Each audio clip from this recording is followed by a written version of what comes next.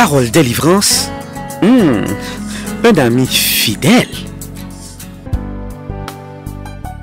Écoutez Parole délivrance avec Pasteur Jean-Marie Charles. Tes enfants veulent recevoir, Seigneur Jésus, la puissance du Saint-Esprit pour comprendre ta parole et pour prendre une décision pour servir Jésus et Jésus seul. Brise les chaînes, enlève les présupposés théologiques ou culturels. Que tu nous affranchisses par ton Esprit Saint. Agis avec puissance et gloire.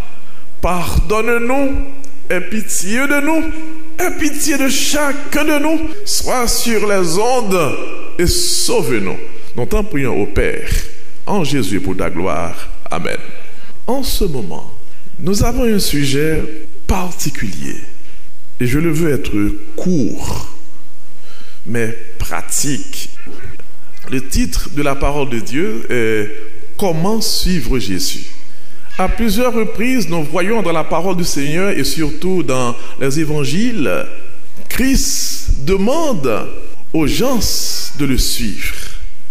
Alors, à travers la Bible et surtout dans les évangiles, nous allons voir comment suivre Jésus.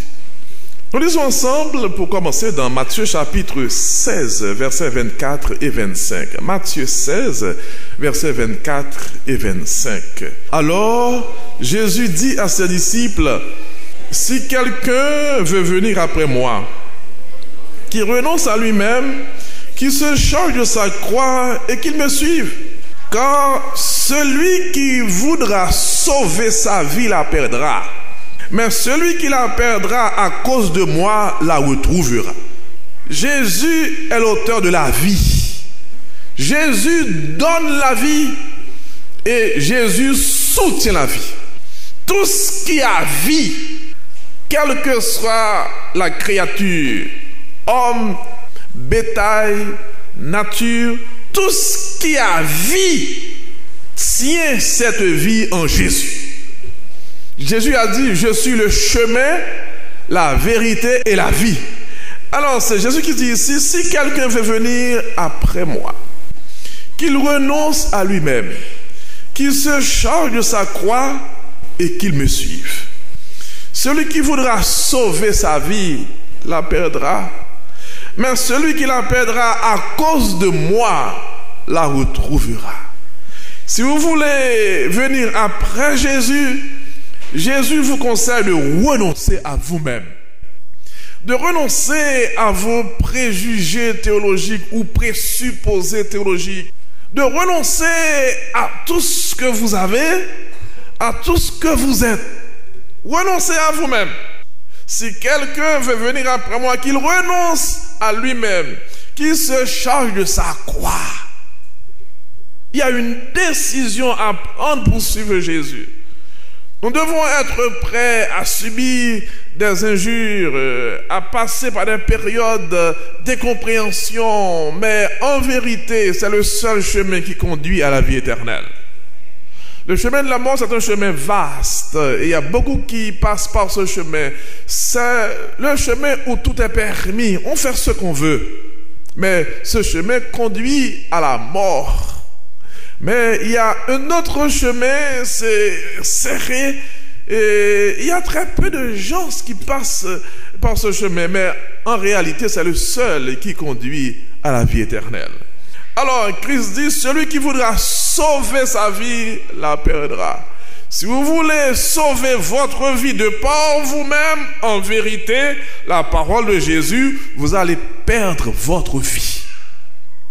Mais si vous donnez à Jésus votre vie, en vérité, vous allez gagner votre vie sur la terre et pour l'éternité. Lisons Matthieu, dans Matthieu chapitre 4.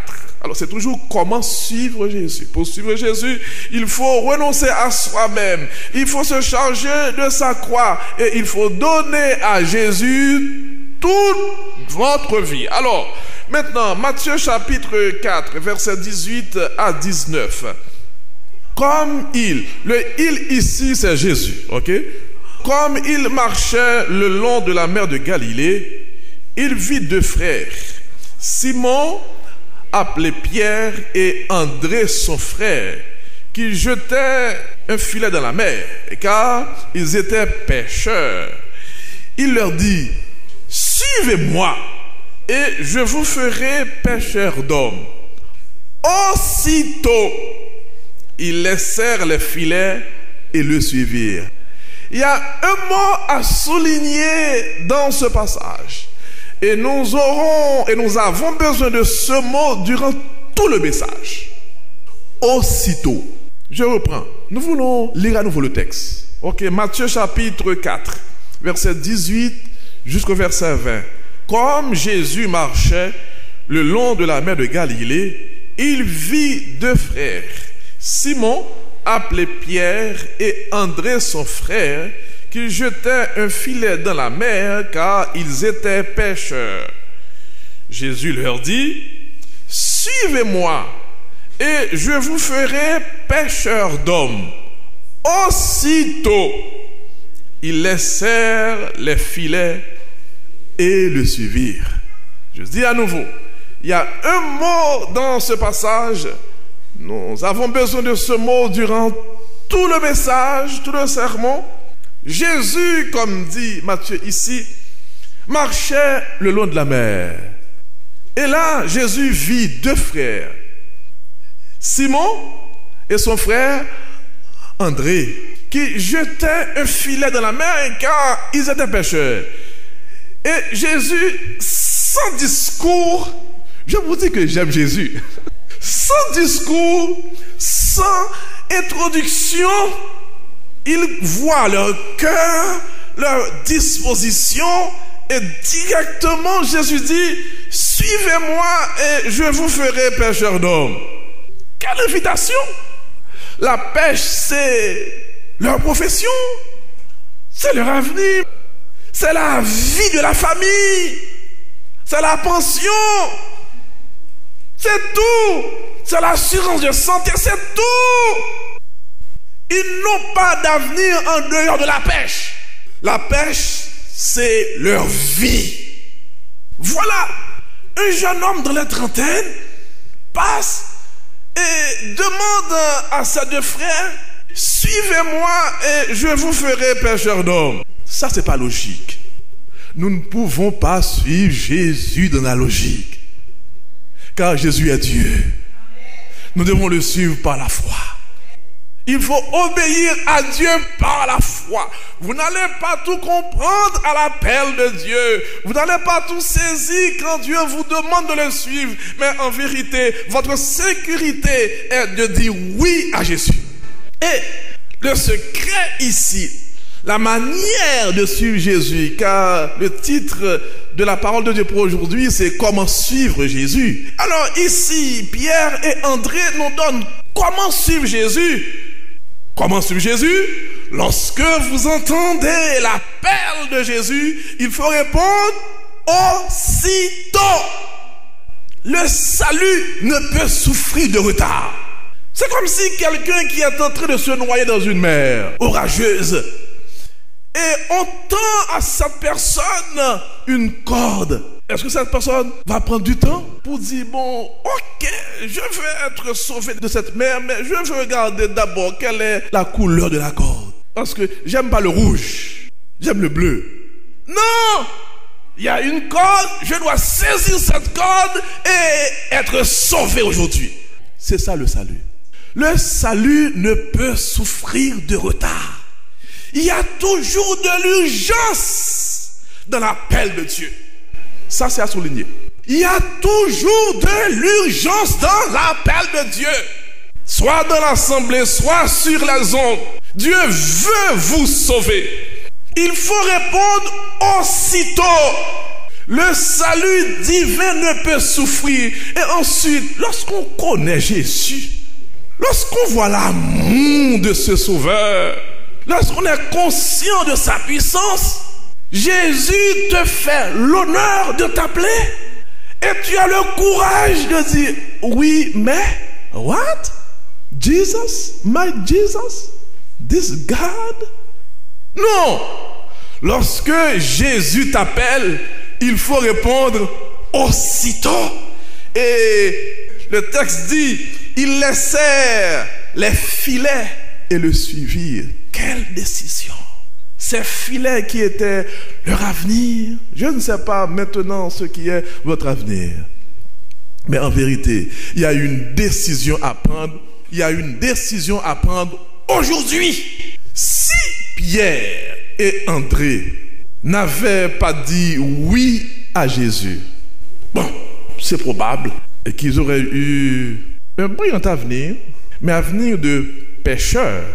Il n'y a pas de saut métier. Mais après 2000 ans, qui aurait fait mention de Pierre sur la terre? Personne. Pierre allait être sombré dans l'oubli à jamais. Mais lorsqu'on répond à l'appel de Jésus aussitôt, comme dit Daniel, on va briller comme la splendeur du ciel à toujours et à perpétuité. Voilà, maintenant, sur toute la terre, que vous le voulez ou pas, on parle de Pierre. Chambre haute, la manière d'agir de Pierre, toujours prêt à poser des questions. On doit parler de Pierre.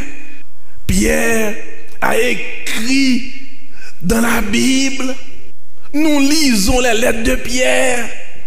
Le Saint-Esprit a utilisé Pierre. C'est ce qui arrive lorsqu'on dit oui à Jésus sans comprendre. Jésus va vous utiliser d'une manière extraordinaire. Il n'y a pas de limite à ton utilité pour Dieu. Il n'y a pas de limite. C'est ce qui fait lorsque Jésus t'appelle, il faut répondre comment? Aussitôt. Car Dieu seul sait pourquoi il t'appelle aujourd'hui, maintenant. Tu ne connais pas l'avenir. Pour toi, c'est probable que tout soit clair, mais tu ne sais rien de ton avenir.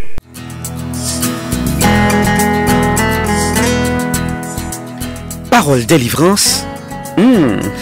Un ami fidèle.